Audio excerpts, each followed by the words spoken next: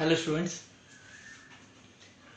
in this video we will find out median by using the formula. In last video we have drawn less than type aug and we have found out median from the graph. But one question was left, verification. Verify result by using formula. Say, we know very well that to find out median through formula we require class, frequency and cumulative frequency. From the question we have only cumulative frequencies.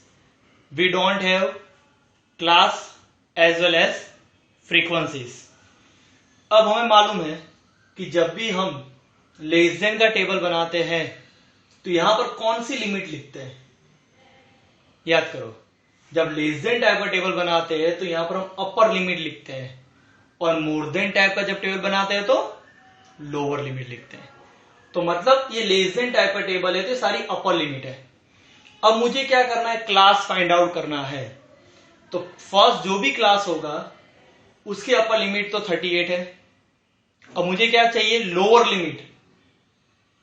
तो अब क्या करेंगे? पहले class size check कर लो. Class size कितनी है? We know class size is difference between two consecutive upper limit. 40 minus 38 2, 42 minus 42 मतलब 2 है. तो पहला क्लास जिसकी अपर लिमिट 38 है, तो सोचो लोअर लिमिट क्या होना चाहिए जिसे क्लास साइज यानी डिफरेंस 2 का है. एक्जेक्टली 38 है अपर लिमिट, तो लोअर लिमिट उससे छोटी है. 38 माइनस 2 36. तो लोअर लिमिट इस क्लास की 36 हुई और अपर लिमिट 38 है. तो क्लास हुआ 36 टू 38. आगे की क्लास तो आप इजीली फाइंड कर डालोगे. First is 36 to 38. Now 38 to 40, 40 to 42, 42 to 44, 44 to 46, 46 to 48, 48 to 50 and 50 to 52 that I have written over here. Now these two we have cumulative frequencies जो मैंने थर्ड कॉलम में already लिखी हुई है. अब बात रही फ्रीक्वेंसीज की. देखो इसके लिए एक बात माइंड में बिठा लो कि अगर आपको क्यूमुलेटिव फ्रीक्वेंसी ऐड करने पर मिलती है तो फ्रीक्वेंसी सबट्रैक्ट करने पर मिलेगी. समझाता हूं. अब आप याद करो 14.4 का क्वेश्चन फर्स्ट हमने सॉल्व किया था. उसमें लेस देन टाइप का टेबल बनाया था जिसमें हमने क्यूमुलेटिव फ्रीक्वेंसी क्या किया था?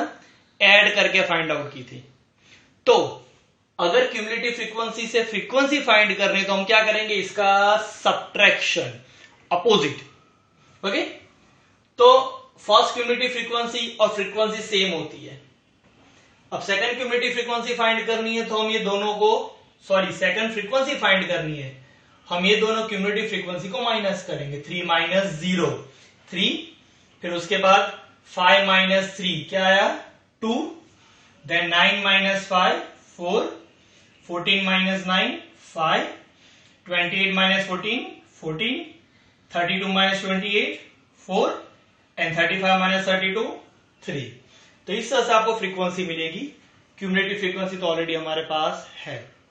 अब रही बात मीडियन, जब भी हम फाइंड करते हैं तो at that time we are making rectangle and square and for that we are finding out n by 2. Okay. We know very well n is sigma fi, that means sum of frequencies. We know whatever last cumulative frequency we have, that is sigma fi. तो n by 2 already हमने find किया हुआ है 17.5. अब हम rectangle और square कैसे बनाते हैं? फर्स्ट क्यूमुलेटिव फ्रीक्वेंसी जो n by 2 से ग्रेटर आती है उसके सामने रेक्टेंगल और उसके ऊपर स्क्वायर. चेक करो 17.5 से ग्रेटर फर्स्ट क्यूमुलेटिव फ्रीक्वेंसी कौन सी आई? 28. तो उसके सामने रेक्टेंगल और उसके ऊपर स्क्वायर.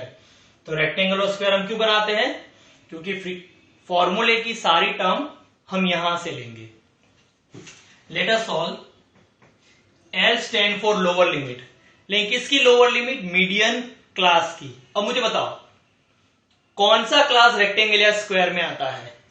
ये वाला क्लास आता है रेक्टेंगल में. मतलब ये कौन सा हुआ? Median class. मीडियन क्लास से लोअर लिमिट ली जाती है. ये मीडियन क्लास की लोअर लिमिट, ये मीडियन क्लास की अपर लिमिट. तो value of L will be 46 plus n by 2 is 17.5 minus cumulative frequency. Check करो, it lies in rectangle or square. Check it out, cumulative frequency lies in square. So it is 14 now frequency, check it out from the rectangle and square only. ये frequency ये rectangle के अंदर आती है 14.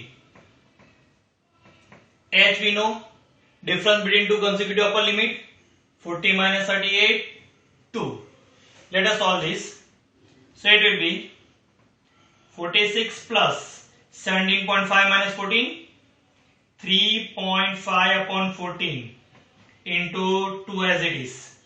Now let us remove this point.